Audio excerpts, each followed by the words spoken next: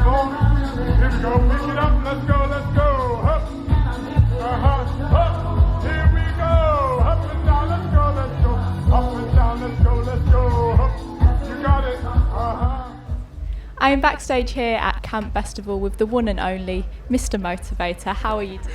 You know what, I'm doing very well, and when the sun's shining like this, got lots of families around, when people are just really relaxing and taking time out, that makes me feel good, and I know it makes them feel good as well. I'm so looking forward to your set in just a bit. If anyone hasn't seen one of your sets yet, it's really an incredible thing. Just like thousands of people, everyone doing the moves. I don't think I've seen like a single person standing still when you're on the stage. I'm so looking forward to it. Yeah, I think, it's important. Look, I am a fitness instructor, but when I do things with large groups of people, it's all about kind of engaging them and giving them something simple that they can do, and that way they feel like they're doing something and really taking part. And the energy and getting everyone synchronized doing the same thing really creates this kind of wonderful atmosphere where you can almost do anything with them. Like you can pick your nose and they'll all follow. And is there like a particular song or something, or like a move in the set that you're like, that's my favourite one to do? Not really. I've been doing things for so long now that what happens is that, you kind of, I feed off the energy of the crowd and therefore put things together where, granny can do it and the youngest child can do it. And I think that is the important thing, because I'm really just trying to promote feeling good. Also, it's important that we all get a bit more active than we've been. And if I can just whet people's appetite and get them to probably say, well, look, I'm going to go for a walk with the grandkids, it's great. And I think at Camp Bestival here, it's just incredible because it's such a family-orientated festival. It's really kind of uplifting and great to see dads with the kids on their shoulders and hear the screams and the laughter and just a general sense of having fun. And what led you down this path? Have you always had like that positive mindset, or was it like something that you've developed? I think, every single one of us have the choice about whether we're happy or whether we want to be sad. And every one of us can surround ourselves with people who make us feel good or make us feel terrible. I've always chosen, after years of having difficulties, chosen having people who inspire me and lift me up, or surrounding myself with positive thoughts, because there's no saying that for every 1 minute that you're sad, you're missing out on 60 seconds of happiness.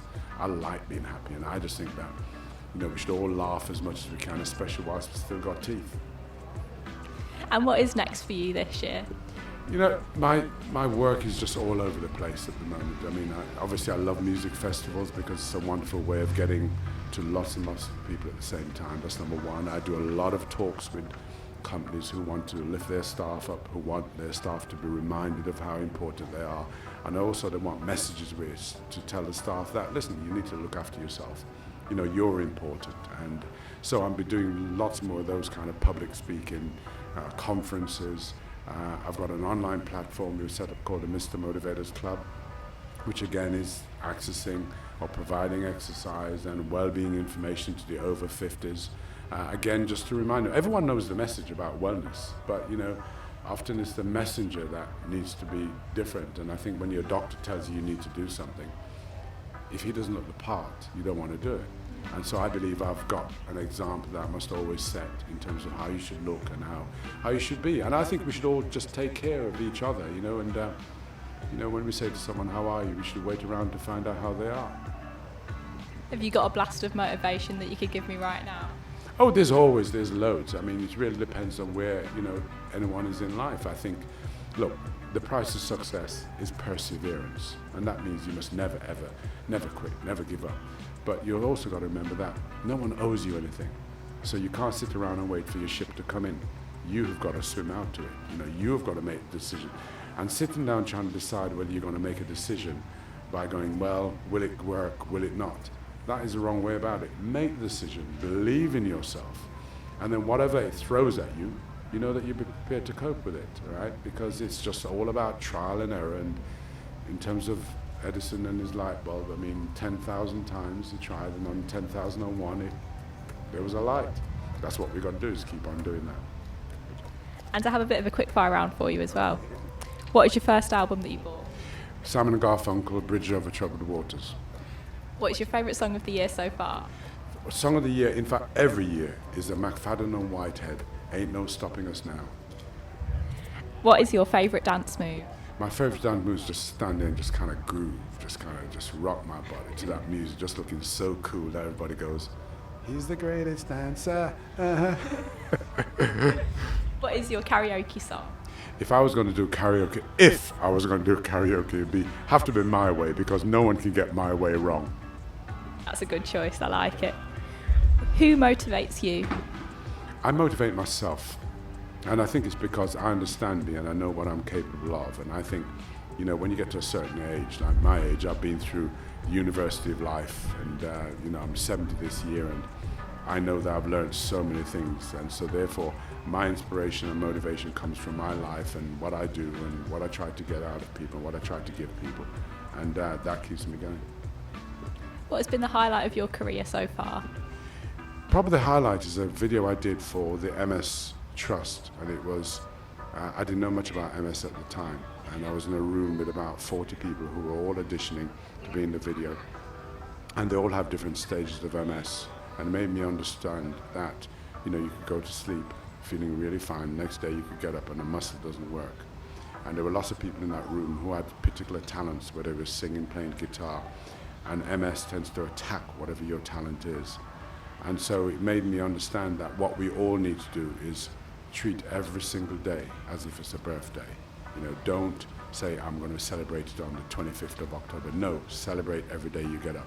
And every day you get up, you must look down at the grass, and as long as you can see grass, you're blessed. If you look up, there's no grass, something's wrong. Right. And what is something that you would still like to achieve in your career?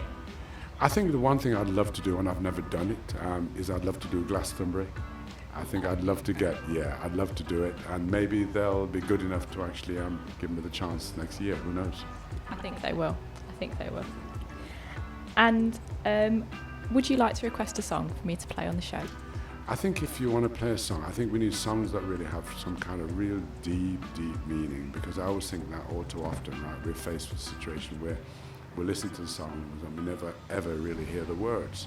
And that's why any song by Adele is really a good choice, because all those songs create thought, reminds you of times gone by or times to come. And so anything from Adele would be great. And I ask everyone this question. I think you might be a bit too healthy, but I was going to say, what do you order from Greg's? The thing is, I've never eaten from Greg's. And that's the honest truth. I mean, in terms of treating myself, because I don't eat meat, I'm really into vegetables, and I do eat fish. So the one thing that I do, I have a treat every single month. And that treat is a bit of chocolate and some plain crisps together. Together, yes, in the same mouthful. In fact, the best chocolate to have with it is M&M's, right, with plain crisps. And a big bag of plain crisps, I'll tell you, you're on your way. But I only have it once a month, never the same date. Sometimes the month starts and I go, I'm going to wait till the 15th, and that's what I'll do. I'm going to have to give that a go. That sounds incredible. And do you have any final words of wisdom for the listeners? I think it's important that every single one of us listening right now, if you don't want to accept anything I say, remember this. There was a great poet called Maya Angelou, who's no longer with us. And she talks about people may forget what you say sometimes. They may forget what you did. But they never forget how you make them feel. And I think if we all just spare a bit of time for each other and really try and make people feel good every time we meet them, have a kinder word, have a smile, they're always going to remember that. And remember, every single person you meet may have an internal battle they're fighting that you know nothing about. And just the mere fact that you stop by them and say, how are you doing? If you want to have a virtual cup of tea, we can. If you want to go for a walk, we can. That could make their day and also make your day. But surround yourself with everything that's going to make you feel good. And remember, you've only got one life. And if you look after it, it's going to last you a lifetime. Well, you have made my day, Mr Motivator. So thank you very much. It's been a pleasure to chat to you. And I really look forward to seeing your set. Thank you. Good.